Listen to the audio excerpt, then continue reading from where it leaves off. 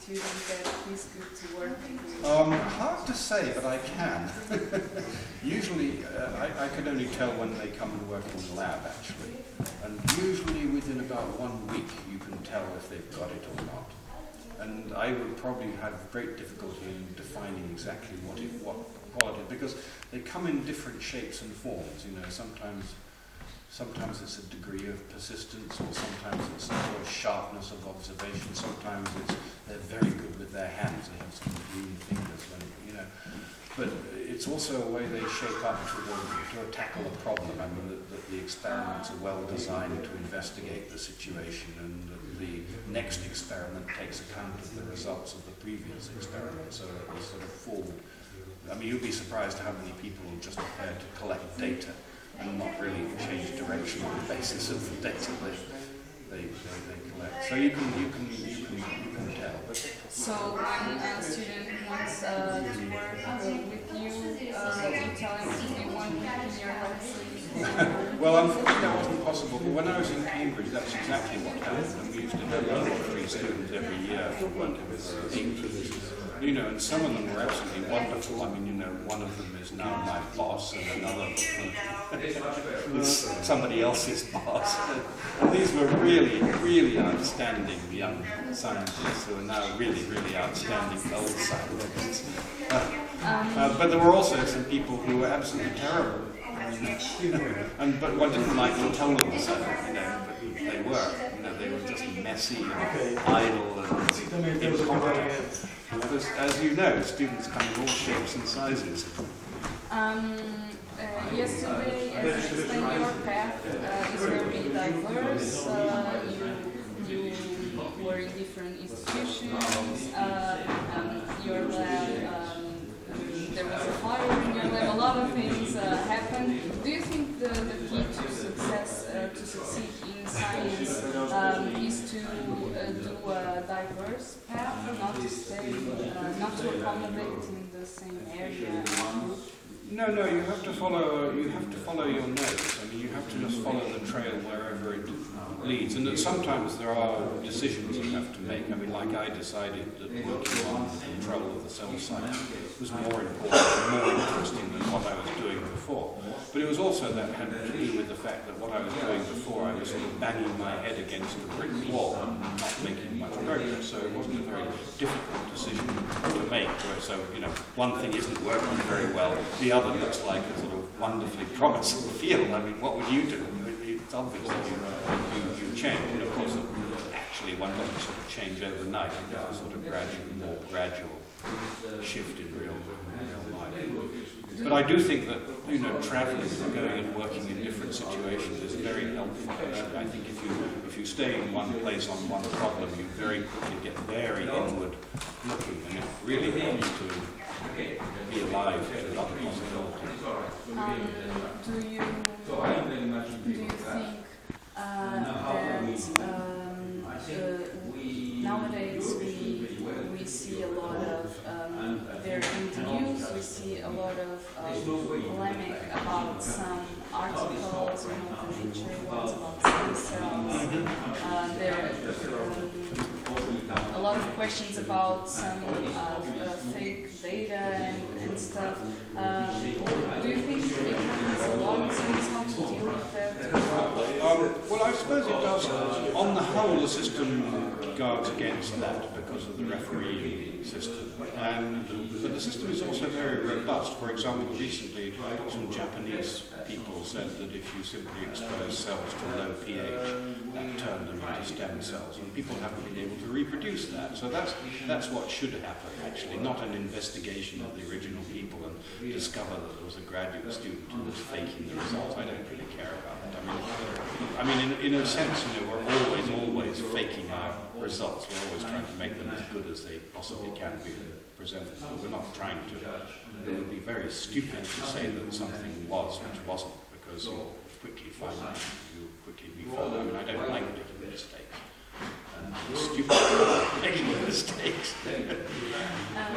what do you think scientists that just achieve small discoveries and they are just a brick in the whole wall of science, can they be fulfilled still in the end, even though they didn't discover something that Yeah, no, that's an interesting question. I think the edifice of science is very secure and robust, precisely because there are so many different kinds of scientists. There are the ones who make big imaginative leaps, and there are the ones who sort of, say, build the bricks and fortify the wall behind it. And I think both kinds of activities can be very satisfying.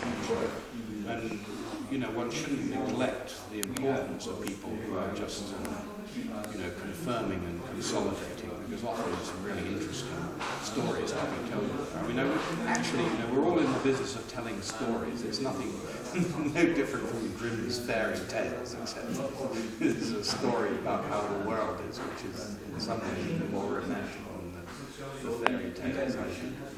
You worked in the UK and in the United States as a scientist. What was the big difference about There was a big difference, which I noticed when I came back from doing my postdoc. So in America, I mean, this is going to be a caricature, there's a very can-do kind of attitude. How can we make that happen?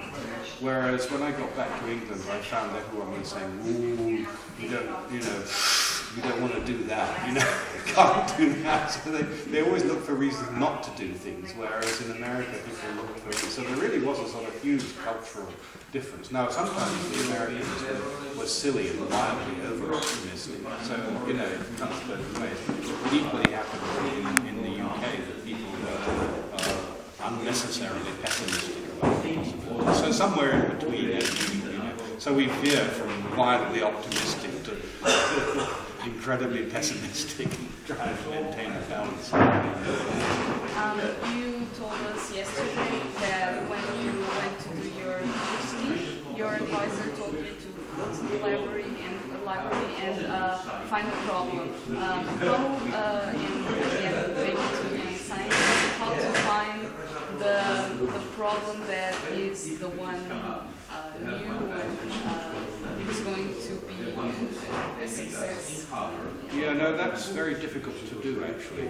A friend of mine said that the trick was that the lab head, the boss, should be trying lots of things, because it doesn't matter to them whether they succeed or fail. And if they find something that looks like it's going to work, then give that project to a student, because they know it's going to work, and it's just a question of whether the student can follow it up. So I think that's quite a good strategy, because otherwise, when you start out, you haven't really got enough experience to know what makes a problem and what doesn't. Except that, if you have an interesting question, as far as you can see, nobody knows the answer, why not have a look?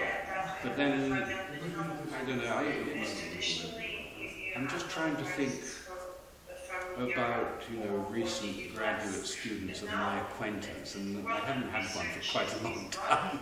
It depends tremendously on how good they are, actually, as to whether they sort of pick up the ball and run with it, or whether they get stuck. I mean, you want a project that will actually make progress. For example, I had one student, and she was actually pretty smart and very good, but she also had, eating disorder problems or something.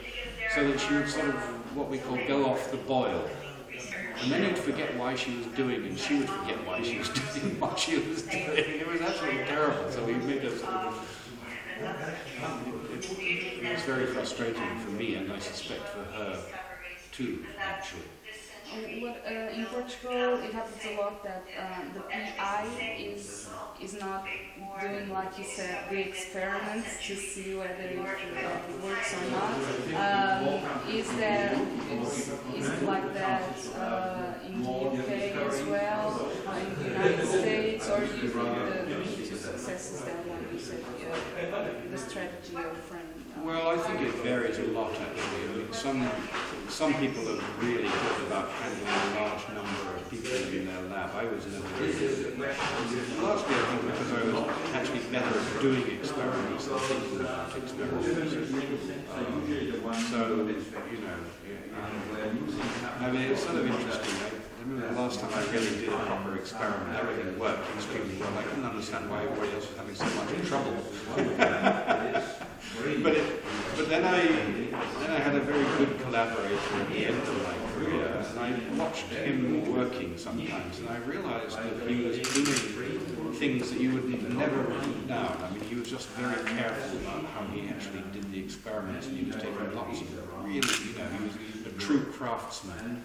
And a lot of people don't get that. They just don't understand that there are certain little tricks that you do to improve the results that you get. And it makes a huge difference. I always used to think, I remember once walking into a friend's lab and looking over the shoulder of some student, and I say, ooh, he's really good.